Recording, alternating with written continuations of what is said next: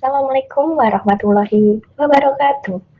Halo semua, saya di sini ingin menjelaskan materi yang bertentangan fiqh munafahat. Langsung saja kita pelajari yuk.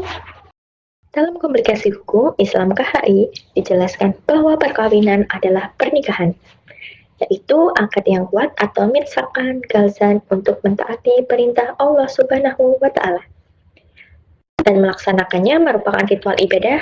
Sementara itu, menurut Undang-Undang Nomor 1 Tahun 1974 tentang perkawinan pasal 1 dijelaskan bahwa perkawinan ialah ikatan lahir batin antara seorang pria dengan seorang wanita sebagai suami istri dengan tujuan membentuk keluarga yang kekal dan bahagia berdasarkan ketuhanan yang Maha Esa. Nah, di sini ada dalil nabi pernikahan. Kalian bisa pahami. Kemudian untuk tujuan pernikahan. Yang pertama, untuk memperoleh kebahagiaan dan ketenangan hidup atau sakinah. Ketentraman dan kebahagiaan adalah idaman setiap orang. Nikah merupakan salah satu cara supaya hidup menjadi bahagia dan tentram. Kedua, untuk membina rasa cinta dan kasih sayang. Nikah merupakan salah satu cara untuk membina kasih sayang antara suami, istri, dan anak. Ketiga, untuk memenuhi kebutuhan seksual yang sah dan diridhoi oleh Allah Subhanahu wa Ta'ala. Keempat, yakni untuk melaksanakan perintah Allah Subhanahu wa Ta'ala. Menikah merupakan pelaksanaan perintah Allah Subhanahu wa Ta'ala. Oleh karena itu, menikah akan dicatat sebagai ibadah. Kemudian untuk yang kelima, yakni mengikuti sunnah Rasulullah Shallallahu Alaihi Wasallam. Rasulullah Shallallahu Alaihi Wasallam mencela orang yang hidup membujang dan beliau menganjurkan umatnya untuk menikah. Yang terakhir yakni untuk memperoleh keturunan yang sah.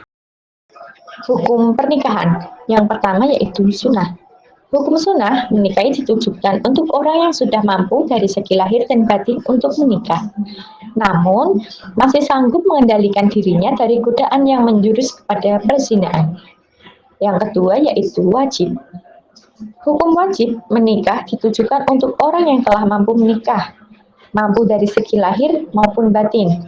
Sedangkan apabila seseorang tersebut tidak menikah, ia khawatir akan terjerumus ke dalam perzinahan. Yang ketiga yaitu mubah, artinya diperbolehkan. Seseorang dihukumi mubah untuk menikah apabila faktor-faktor yang mengharuskan maupun menghalangi terlaksananya pernikahan tidak ada pada diri seseorang tersebut. Kemudian, makruh. Hukum menikah menjadi makruh apabila orang yang akan melakukan pernikahan telah memiliki keinginan atau hasrat, tetapi ia hanya memiliki bekal untuk biaya pernikahan, namun belum mempunyai bekal untuk memberikan nafkah. Yang terakhir yakni haram. Hukum menikah menjadi haram bagi orang yang akan melakukan pernikahan, tetapi ia mempunyai niat yang buruk, seperti niat menyakiti perempuan atau niat buruk lainnya. Hukum menikah juga haram apabila seseorang yang hendak menikah namun tidak memiliki biaya untuk melaksanakan perkawinan dan dipastikan tidak mampu memberi nafkah dan hak-hak istri serta keluarganya. Rukun dan syarat pernikahan. Yang pertama yakni calon suami. Calon suami harus benar-benar laki-laki. Calon suami bukanlah orang yang haram dinikahi bagi calon istri, baik haram karena nasab, supersusuan, atau karena pernikahan. Tidak terpaksa, tidak sah menikah tanpa ada kehendak sendiri. Calon suami diketahui jelas identitasnya, sudah diketahui nama beserta orangnya, tidak sedang melakukan ihram. Yang kedua yakni calon istri. Calon istri harus benar-benar perempuan, bukan wanita yang haram dinikahi, baik karena nasab, supersusuan, atau karena ikatan pernikahan. Jelas identitasnya, sudah diketahui nama serta yang mana orangnya oleh calon suami. Kemudian, tidak sedang melakukan ihram atau dalam masa idah. Yang ketiga, wali. Wali harus beragama Islam, balik atau sudah dewasa. Tidak sah jika anak kecil menjadi wali nikah. Berakal sehat, merdeka, bukan seorang budak. Laki-laki tidak sah wali dari perempuan, adil, dan bukan orang fasik. Urutan wali adalah bapak, kakek, saudara laki-laki sekandung, saudara laki-laki sebapak, saudara laki-laki seibu, anak laki-laki dari saudara seayah, anak laki-laki dari saudara kandung, anak laki-laki dari saudara paman, anak laki-laki dari saudara ibu, anak laki-laki dari paman. Bagi perempuan yang tidak memiliki wali, misalnya wali sudah meninggal, maka walinya adalah pemimpin di daerah tersebut. Jika di Indonesia adalah dari pegawai kantor urusan agama atau sering disebut KUA. Kemudian, keempat yakni 2 orang saksi. Yang pertama harus Islam ya, kemudian harus sudah balik. Tidak sah anak kecil menjadi saksi nikah. Berakal sehat, merdeka, bukan seorang budak. Laki-laki tidak sah saksi dari perempuan. Adil, bukan orang fasik, sikhat, atau disebut juga ijab dan qabul. Ijab dan qabul dilaksanakan dalam keadaan bersambung. Artinya, antara pelafalan ijab dengan qabul, penerimaan tidak berselang lama. Kemudian, tidak ditambahi dengan keterangan jangka waktu tertentu. Misalnya, saya terima nikah si fulanah dalam waktu sebulan. Lafal jelas maksudnya dan tidak disangkutkan dengan makna yang lain. Misalnya, saya nikahkan engkau dengan anakku jika engkau tetap menjadi pengusaha. Ijab dan qabul menggunakan kalimat nikah, taswid, atau turunannya yang semakna. Boleh menggunakan bahasa selain bahasa Arab. Lafal ijab qabul. Ijab atau penawaran, aku nikahkan kamu dengan nama calon suami, dengan mas kawin, jumlah mas kawin, dirham secara sah menurut agama Islam. Qabul, penerimaan, aku terima nikahnya dengan nama calon istri, dengan mas kawin, jumlah mas kawin, dirham secara menurut agama Islam. Sah.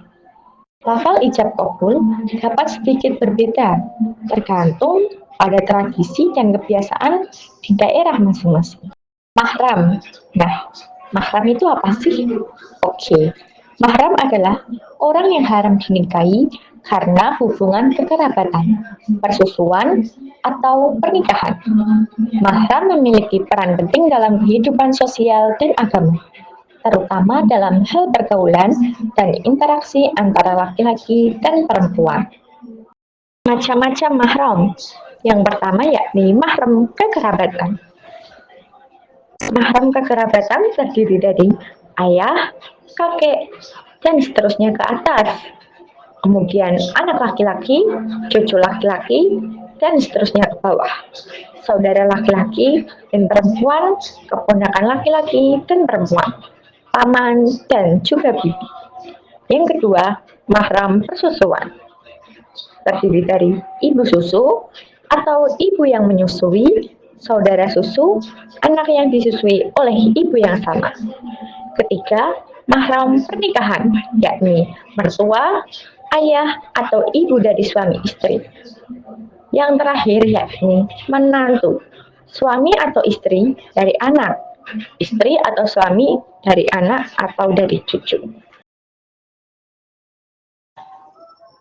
Apa sih pernikahan yang tidak sah dalam Islam? Yang pertama yakni tidak memenuhi rukun nikah. Pernikahan tidak sah jika tidak memenuhi rukun nikah, seperti tidak adanya wali, saksi, atau ijab qabul. Kemudian yang kedua yakni tidak memenuhi syarat nikah. Pernikahan tidak sah jika tidak memenuhi syarat nikah, seperti tidak adanya persetujuan dari kedua belah pihak atau adanya paksaan. Selanjutnya yakni pernikahan dengan orang yang haram dinikahi. Pernikahan tidak sah jika dilakukan dengan orang yang haram dinikahi, seperti mahram atau orang yang masih dalam masa iddah. Kemudian, pernikahan tanpa mas kawin. Pernikahan tidak sah jika tidak ada mas kawin yang ditentukan. Pernikahan yang tidak dilakukan secara sah menurut agama Islam, pernikahan yang dilakukan tanpa adanya wali atau saksi yang sah. Hak dan kewajiban suami istri. hak dan kewajiban suami. Yang pertama yakni memberikan nafkah. Suami memiliki kewajiban untuk memberikan nafkah kepada istri dan anak-anaknya. Yang kedua, melindungi keluarga. Suami memiliki kewajiban untuk melindungi keluarga dari segala bentuk ancaman dan bahaya. Yang ketiga, memberikan kasih sayang. Suami memiliki kewajiban untuk memberikan kasih sayang dan perhatian kepada istri dan anak-anaknya. Keempat, mengambil keputusan. Suami memiliki hak untuk mengambil keputusan dalam keluarga, namun harus dengan musyawarah dan mufakat dengan istri. Selanjutnya adalah hak dan kewajiban seorang istri. Yang pertama yakni mengatur rumah tangga.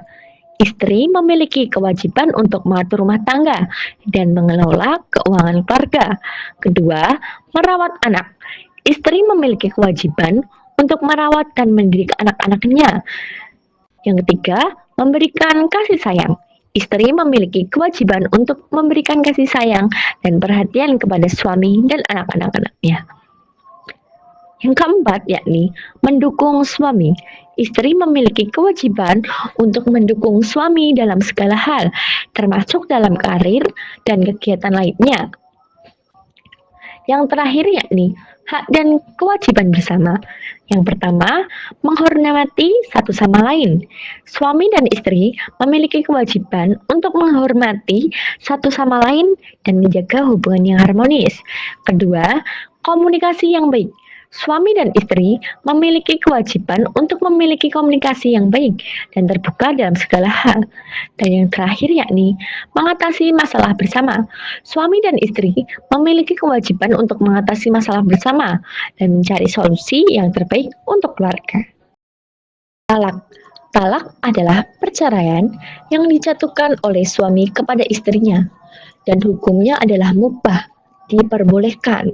Namun, lebih baik dihindari ya. Talak sah jika diucapkan secara sadar oleh suami yang berakal dan balik. Talak bisa jatuh meskipun hanya dengan candaan atau senda gurau, selama ucapan tersebut disengaja. Hukum dan macam-macam talak. Hukum yang pertama ada mubah, diperbolehkan. Talak diperbolehkan dalam Islam, namun lebih baik dihindari, karena perceraian merupakan hal yang dibenci oleh Allah Subhanahu wa Ta'ala. Kemudian ada makruh.